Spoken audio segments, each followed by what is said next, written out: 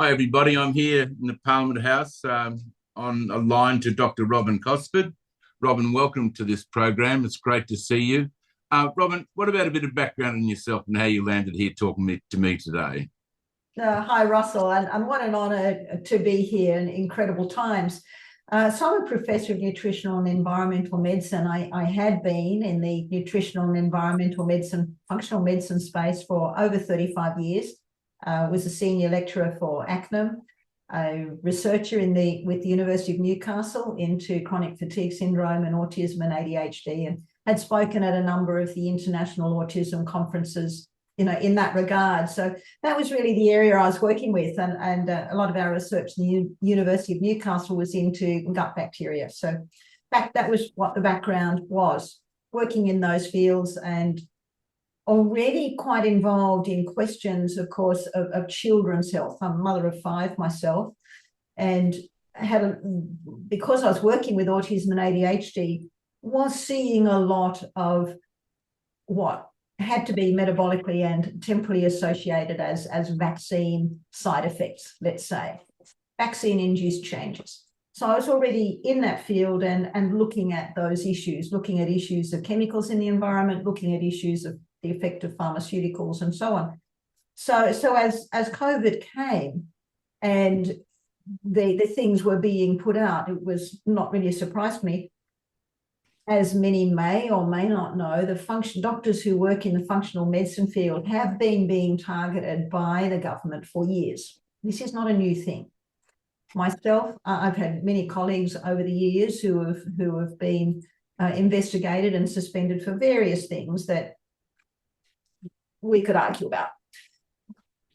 Myself, I'd been investigated on 3 occasions, and on the 3rd occasion, they took 30 of my patient files and pored over them to try to find a reason to suspend me, but couldn't find one, but said instead that they would come back in 12 months' time. And that 12 months happened to be the 12 months of the active COVID lockdown and everything season. And because of the work So were you virtually suspended for 12 months?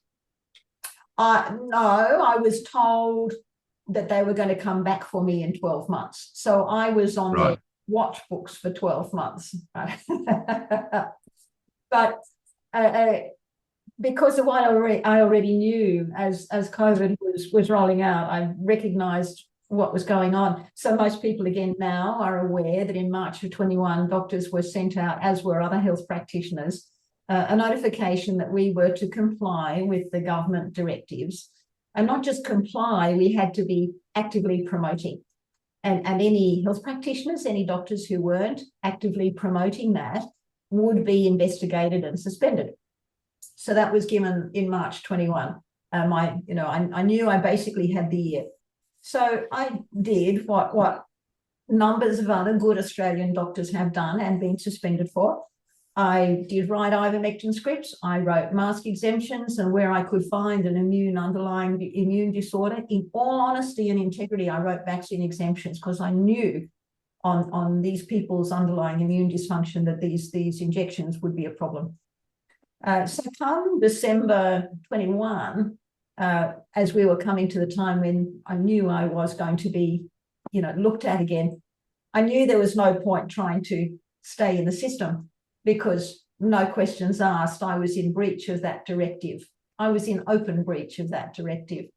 So instead, I elected to retire my license, my medical license, many years earlier than I'd intended to. I had no intention of retiring my medical license. I had a flourishing practice and was helping a lot of people. So that was certainly not on my ballpark. And instead have spent the time since then researching into all things COVID and the bigger pictures of what's going on around the globe. I was on the steering committee for World Council for Health for a number of months, chair of Children's Health Defence Australia. I've spoken at World Council for Health conferences internationally and Children's Health Defence conferences internationally, and written a number of, been co-author on papers and written a couple myself and so on. So I've been busy in the field around all of this. And I see we cruelly are, we're at a crucial point in time here now, I believe, looking at all of that. And as I said, having been in the field a long time. Robyn, what do you see as the core issues for Australia at the moment?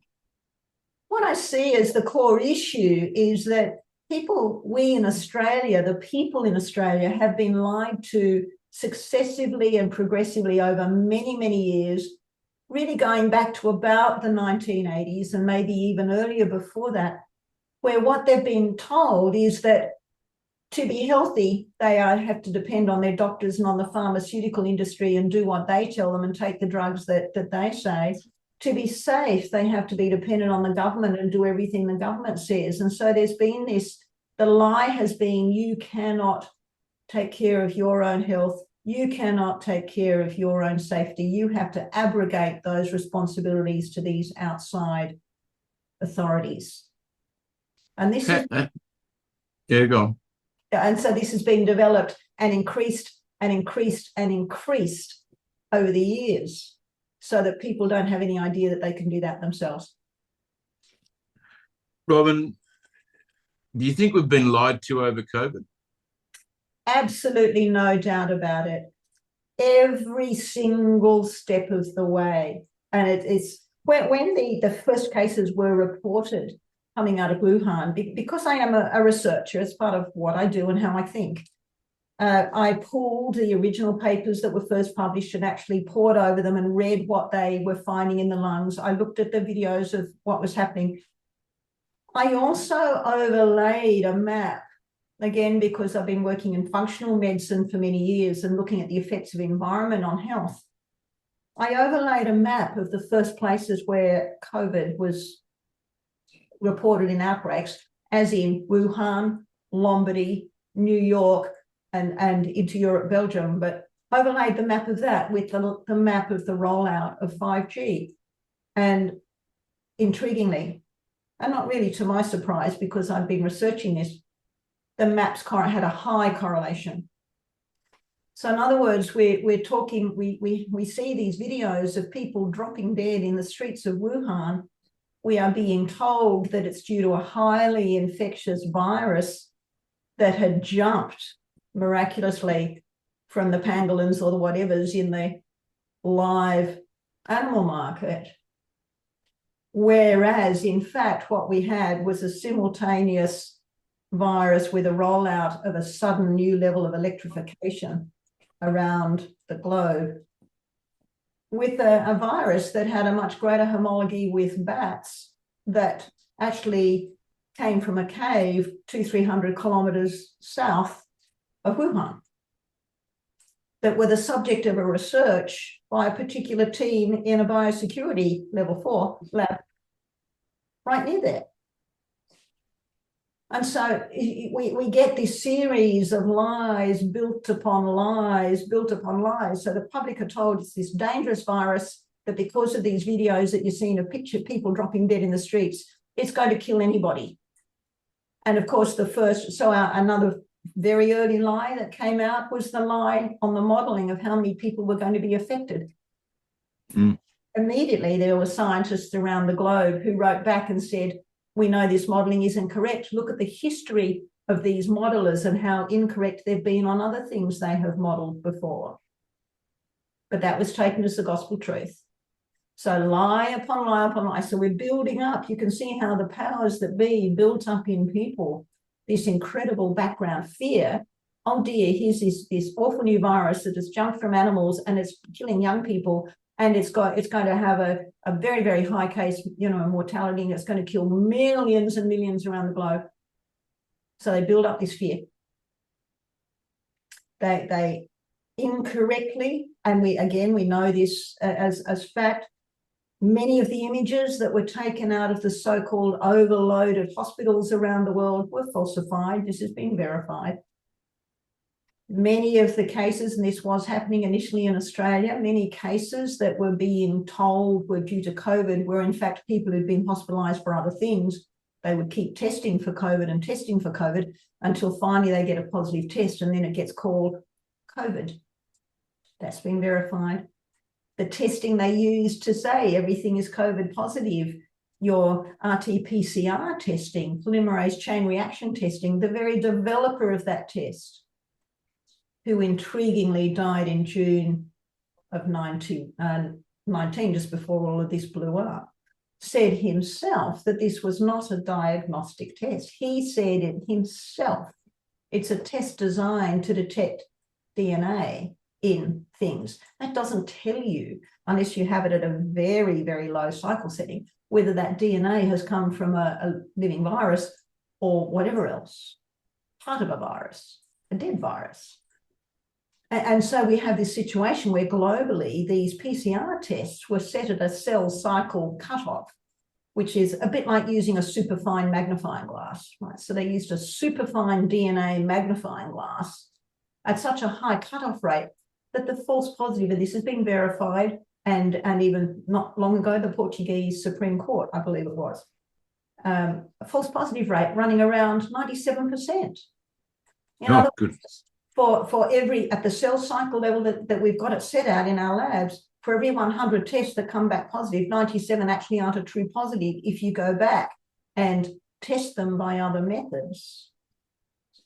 So we have a falsification of numbers according to the testing that is being used, again, to drive fear. Then we come into being told that the only way to stop this is to mask yourself. So what do we know about that? We actually know that these masks cannot stop the virus. One analogy is that it's like putting chicken wire up and you expecting it's going to work as a mosquito screen. So it cannot stop the virus. It might stop some of your secretions, but then you are rebreathing that. And numerous studies that show that within a couple of hours only of wearing a mask, the person who's wearing the mask has got a high level of bacterial growth of nasty bacteria that they are swallowing in and breathing in the whole time, in addition to reducing their oxygen levels, increasing their carbon dioxide levels, putting stress on their respiratory system, on their heart. Masking. Then we have the lockdowns where people are not allowed to be outside, they're not allowed to communicate with each other, they're not allowed to be seeing sunlight, they're not to be exercising, and so on. So stress. So physical stress, emotional and physical stress, which increases the risk of disease. All the measures for lockdown literally increased the risk of people getting sick. So then we look at all the measures pointed to that. All the measures pointed to people getting sick. Absolutely. Every measure that was introduced, or put it the other way, not a single one of the measures introduced actually promoted health. Not one. Well, what about, are we being misled about the ongoing risks? Absolutely. And this is one of the great concerns of many of the doctors and scientists around the globe who've been involved in looking at this in more detail. So here in Australia, Associate Professor Peter Parry headed up a team, and we wrote a paper called Spikeopathy, and there's a second paper in the system now, where we looked in great detail at the world literature around the pathogenic effects of this spike protein. So the spike protein that is being made by, or that the injections are causing us to make, right, is different to all other injections in the past where we've actually been injected with a final product. In this one, we were injected with a message to make us make the final product. Lots of problems in that. That isn't just made for the short time, like you would get if you have an acute COVID infection. It's ongoing. We know from our studies that for some people, at least, it's ongoing for a couple of years. We haven't tested. Let me take you back to what you just said then, because I thought that was a very important point. You said the old vaccine injected us with a finished product. That's right. That these new RNMA injections, they inject you to create the finished product. Exactly. Now, I would put to you that every human is different. So every human became an experiment as to what was going to happen when injected with an RNMA. The mRNA. Whatever. And that is exactly the point. So this is why the symptom picture that we're getting from these is so incredibly vast. And that's part of what makes it hard for people to nail it down. And part of what enables your standard doctors to, let's say, gaslight, but to say, well, it can't be the injections. So we've got several factors here. The first thing is the batch variability within the injections themselves. And this has been documented and verified, that the actual concentration of the amount of mRNA, modified RNA, so RNA, ribonucleic acid is the messaging system, or messenger RNA is the messaging system that makes our DNA, deoxynucleic acid, make the substance, right? So the ribonucleic acid, the messenger RNA, sends a message to our nucleus, to our DNA. So the amount of mRNA that is in each of these injections has been shown to be highly variable. You might remember in the beginning, there was a big hoo-ha that they had to be kept at certain temperatures. Yes, that's right. It was all going to be degraded, right? Well, obviously, we know that actually hasn't been held up over time. And so there's a huge amount, firstly, in their manufacturing processes. We know that the difference of the batches at the manufacturing level is different. Then there's the issue of storage, of how much time from when a jab has left the manufacturing facility to when it makes it into the arm of someone, and so on. So we've got huge variability from there to there. So that we know that the amount of RNA, mRNA, modified RNA a person is going to get in itself can be highly variable, in addition to the other things that are added in it, that brings us to the question of the DNA contamination that's now being found. In other words, so DNA, thinking of this as nucleus, thinking of this as the blueprint of a substance, of an animal. So we've got all these foreign DNA bits in these injections as well as the RNA. The amounts of these are all variable. So you take these variable amounts of variable things, stick them into different people who, as you very correctly say, every person is unique. Every person has a different genetic inheritance and a different inheritance already of their pre-existing load of infection and toxin and everything that's in their system. So the pattern of response they are going to get to what's just been put in them will be unique to them. And we will get some people who can say, I don't feel any different, I seem fine. These are probably the same people who could have smoked for 80 years of their life and still be alive at 80. But whereas other people have started coughing and spluttering and dying in their 40s, 50s. So we do have some very strong constitutional types who will cop it and don't think anything the more of it.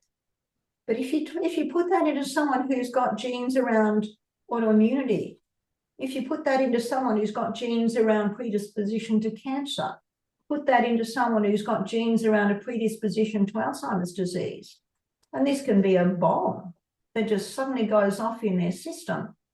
And we see, and we are seeing, these accelerated disease processes that correlate. Robyn, I've just written down here chronic fatigue syndrome, which you've been working on for many years.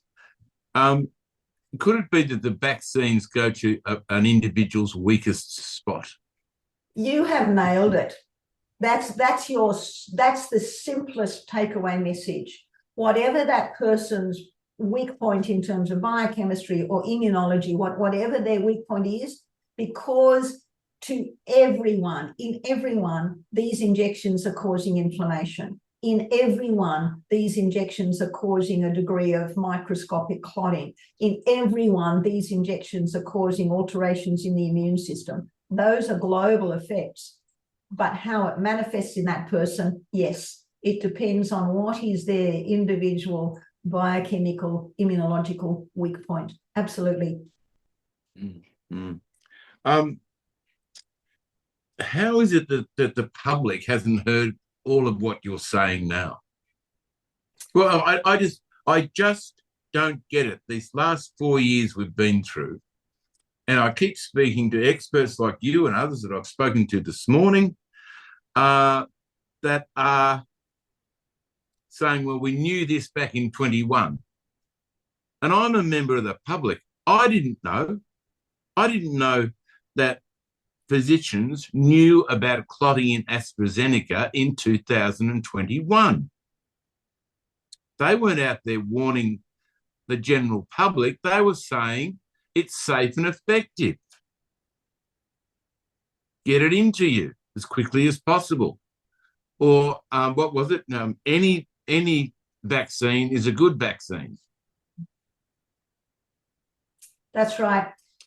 And this is where those of us who've been in this game, and those who are even those scientists who are newly waking up to this and going, oh my goodness, our incredible frustration here has been the level of censorship, the level of medical censorship that we have never, ever seen before. Papers, top scientists who have got a history of hundreds of papers, literally hundreds of papers being written and accepted by journals, haven't been able to get their papers into the journals to be published. Top doctors who are used to just speaking and lecturing and saying things, nothing is allowed out there. Anything we would try to put up on social media is taken down. Heavily, heavily censored, and people targeted individually. I've had personal targeting things. The other doctors, I avoided being suspended simply because I beat them to it.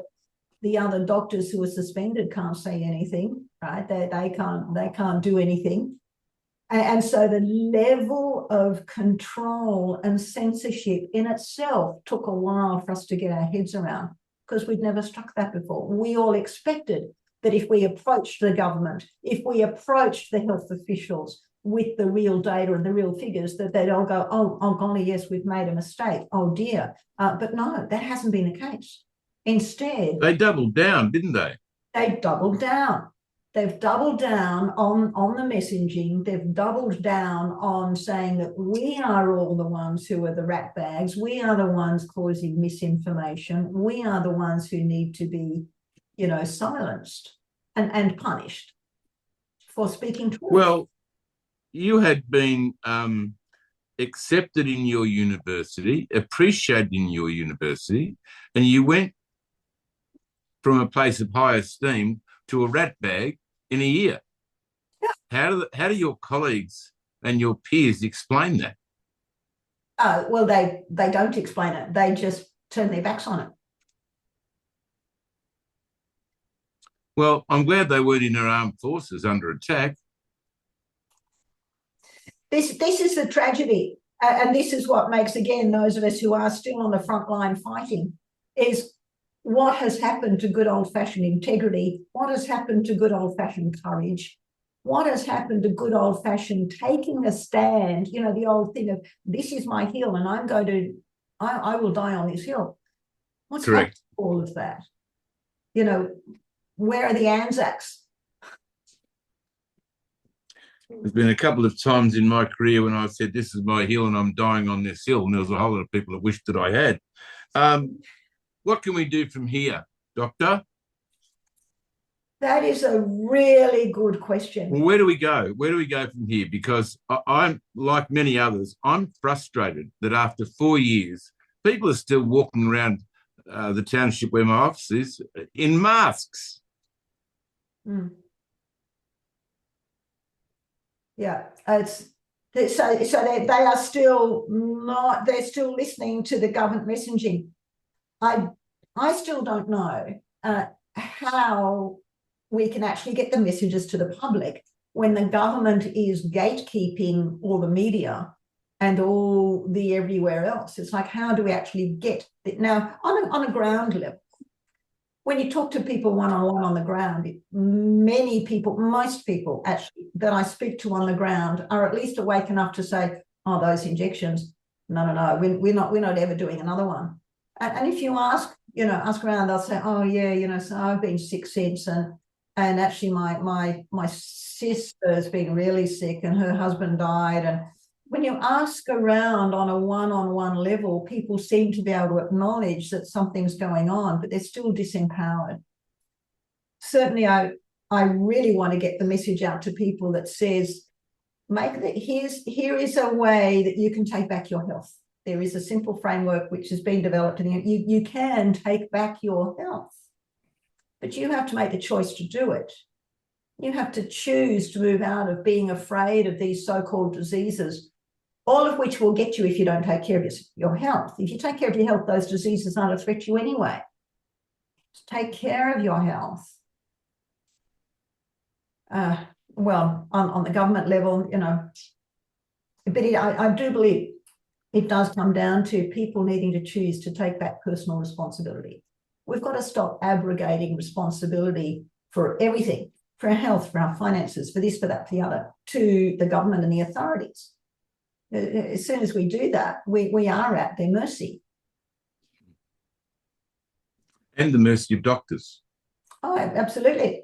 Most doctors, tragically, I hesitate to say this. I'm not proud of my profession these days. Most doctors aren't trained by the pharmaceutical industry. That's what funds the medical systems, the universities and your training systems. So they're trained by that. They are trained to think in terms of algorithms. These symptom pictures travel down this pathway. What's the name of the box at the end of the pathway? Oh, you've got a disease label. Okay, what's the drug that fits that box? End of story. It's not about what's the whole person, what's happening with the whole person, what are the contributing factors to why you got sick. You know, there's none of any of that. It's just... There's not even there wasn't even a conversation. I had a similar experience. Not even a conversation about why you got yourself in this position, which I could have told them it was by the overuse of Nurofen. But I didn't find out about that until I had the condition. Yeah. And then the truth came out about, well, yes, this is what will happen to you. It'll rot your guts. Yeah. And so we go back to, why were you needing the Nurofen? What can we do to fix that issue so you're not needing Nurofen? No, they never mentioned that. They never mentioned that. No, that's probably simple exercise. Simple exercise would have fixed it. Yeah, well, that's it. And that's where we come to the factors that I've put together in this wheel. There are some simple things. If we put those in place, exercise is one of the simplest prescriptions that every doctor could give, and should. There should be an exercise script pad on every doctor's desk to give to every patient as part of the totality of their picture. But it's not happening. It's all drug scripts. Robyn, I ask everybody this question as we're building up to the end of the program, and it's this. If you were talking to the Prime Minister today, what would you say to him if you're sitting in front of you?